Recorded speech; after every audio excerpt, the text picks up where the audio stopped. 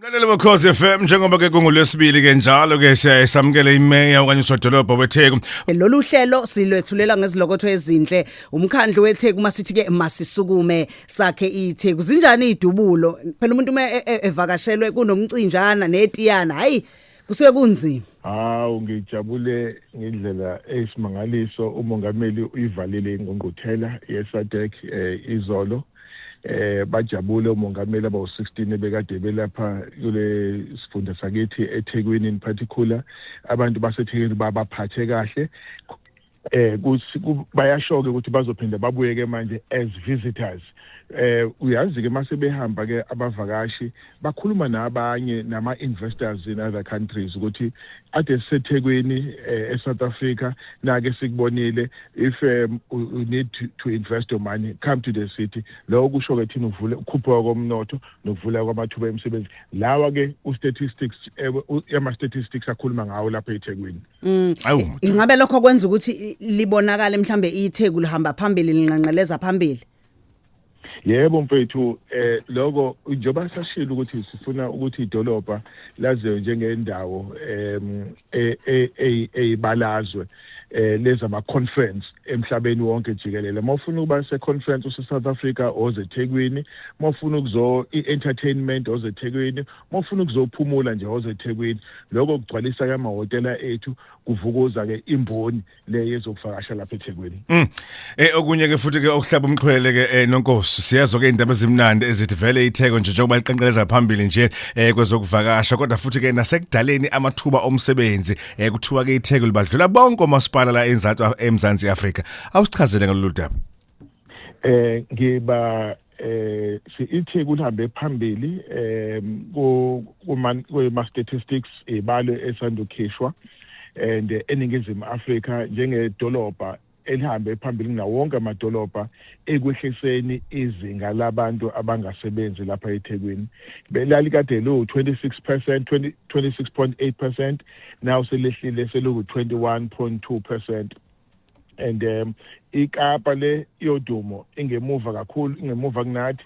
Kanti ke futhi ke naseningizimu Afrika nje isibalo siphezulu kodwa sihlelele. Lokho kwenziwe ukusebenza kanzima bafethu lapha kule dolobha lethu simemezela ama investment ebekade yenzeka namathuba emsebenzi avulekayo ngokuba khona kwalo investment.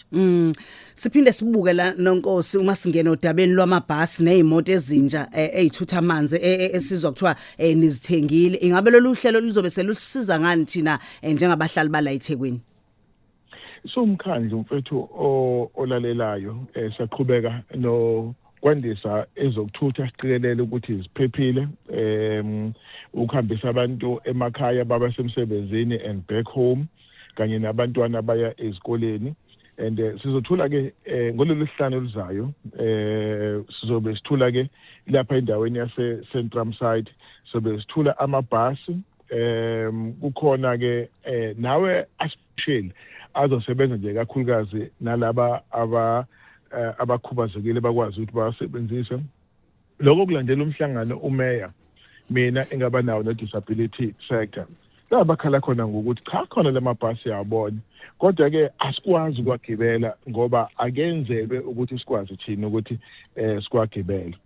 Sizothula lawo ke siphinde sithole nama water tankers njengoba ngamemezela ukuthi siya insource ama water tankers and sifuna umasipala akwazi ukuzimela ngama water tankers angawaqashi kulaba ama private sector. And siyongeza nawo sobe somemezela and kanye ke namanye ke ama-trucks sobe siwathula konke lokho indlela okuzama ukuthuthukisa umphakathi wakithi. I-water tanker mfethu is not a permanent solution, is an intervention ngalesikhathi umphakathi usa experience i-water shortage. Kungathi ngaphela unqamuka sisalungisa infrastructure singaqeda kulungisa infrastructure sayi-withdraw i-water tanker amanzi ayaphuma empompeni.